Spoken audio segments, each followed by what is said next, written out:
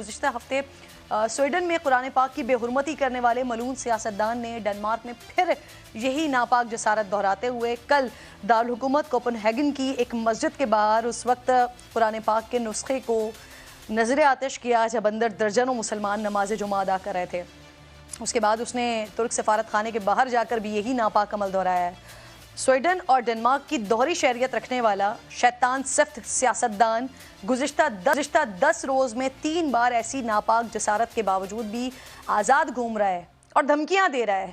ایسا شخص جو پہلے بھی سوشل میڈیا پر اسلام مخالف بیانات نشر کرنے پر جیلیں کاٹ چکا ہے، جس کی پارٹی بھی مسلمانوں کے خلاف اشتعال انگیز کیمپینز کی وجہ سے مشہور ہے، اس سب کے باوجود عالمی میڈیا، سویڈش اور ڈینش حکومتیں اس درندے کو پکڑنے کے بجائے خاموش تماشائی بنی ہوئی ہیں۔ انسانی حقوق کے نام نہاد متوالوں کو 2 ارب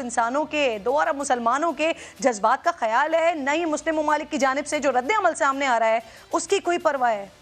یہ بے حسی بتا رہی ہے کہ مغرب میں سرکاری سطح پر بھی اسلاموفوبیا کس حد تک سرایت کر چکا ہے، لیکن تاریخ گواہ ہے کہ یہ حکومتیں ایسے ملعونوں کو چاہے جتنی بھی سرپرستی اور تحفظ دے دیں، لیکن جب اللہ کا نظام حرکت میں آیا تو یہ ملعون دنیا میں بھی نشان عبرت بنے ہیں۔ ایسی ہی ایک ملعونہ بنگلہ دیشی مصنفہ تسنیم نسرین، جو مغربی دنیا اور بھارتی حکومت کی آنکھوں کا تارا تھی، اب اسی بھارت میں ایک غلط آپریشن کے نتیجے میں زندگی بھر کے لیے معذور ہو چکی ہے۔ اس سے پہلے شاتم رسول صلی اللہ علیہ وآلہ وسلم ملعون سلمان رشدی یہ بھی قاتلانہ حملے میں ایک ہاتھ سے ہاتھ دھو بیٹھا ہے اور ایک آنکھ کھو کر یک چشم اور کاڑا ہو چکا ہے، جبکہ گستاخانہ خاکے بنانے والا سویڈش کارٹونسٹ یہ بھی ایک ٹریفک حادثے میں جل کر واصل جہنم ہو چکا ہے۔ ایک طرف عبرت کا نشان بننے والے یہ گستاخ تو دوسری جانب درندہ مودی، مسلمانوں کے خون سے ہاتھ رنگنے والا قصاب، جو برطانوی ادارے کی ڈاکیومنٹری میں سامنے آنے والے حقائق اور اس پر رد عمل کی وجہ سے انٹرنیشنل میڈیا سے لعن طعن وصول کر رہا ہے۔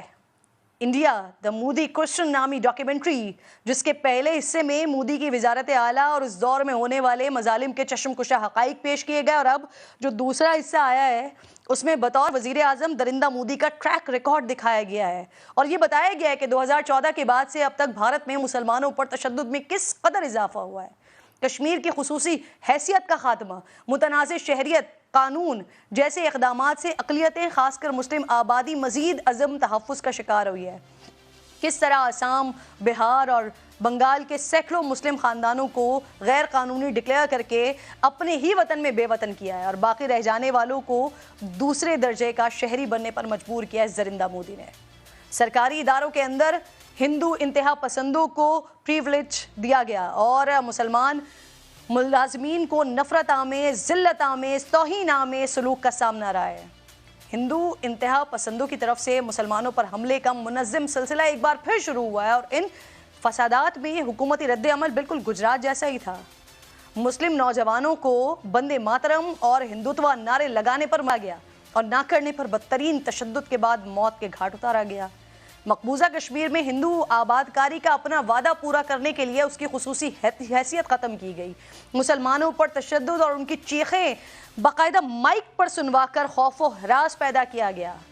یہ بھی بتایا گیا کہ مودی کی حکومت میں آنے سے بھارت میں صحافت کتنی کمزور ہو گئی۔ صحافیوں اور ہیومن رائٹس کے جو نمائندے ہیں ان کو بھی پولیس افسران اور انتہا پسندوں کی دھمکیوں کا سامنا کرنا پڑا۔ صحافیوں کے خلاف کریک ڈاؤن ہوا، ہزاروں NGOs بند ہوئی، ایمنسٹی انٹرنیشنل انڈیا کو بھی کام کرنے سے روک دیا گیا۔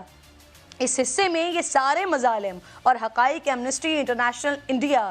UN ہیومن رائٹس کمیشن کے نمائندے اور ایسے بھارتی صحافیوں کی زبانی بیان کیے گئے ہیں جو مسلمان بھی نہیں ہیں۔ گویا یہ صرف ایک ڈاکیومنٹری نہیں ہے، مودی کے خلاف انٹرنیشنل میڈیا کی ایک ایسی چارج شیٹ ہے جس کے بعد چہرے پر لگی کالک چھپائی نہیں چھپ رہی ہے۔ سوشل میڈیا سے کلپس ہٹوانے والی بھارتی سرکار اب طلبہ کی جانب سے اس کی سکریننگ روکنے کے لیے اوچھے ہتھ کنڈوں پر اتر آئی ہے۔ ایسا ہی ایک واقعہ جواہر لال نہرو یونیورسٹی کے میں پیش آیا، جہاں پہلے انٹرنیٹ اور بجلی منقطع کی گئی، BJP کے کارکنوں سے پتھراؤ کروایا گیا، پھر طلبہ کے خلاف مقدمات درج ہوئے، گرفتاریوں کا سلسلہ شروع ہوا، لیکن ایسے اقدامات سے وہ جس رد عمل کو دبانا چاہ رہے تھے نا، اب وہ لاوا بن کر سامنے آ رہا ہے اور اس وقت پورا بھارت ہنگاموں کی زد میں ہے۔ شاید اسی لیے کہتے ہیں کہ قاتل نے کس صفائی سے دھوئی ہے آستینیں، اس کو خبر نہیں کہ لہو بولتا بھی ہے۔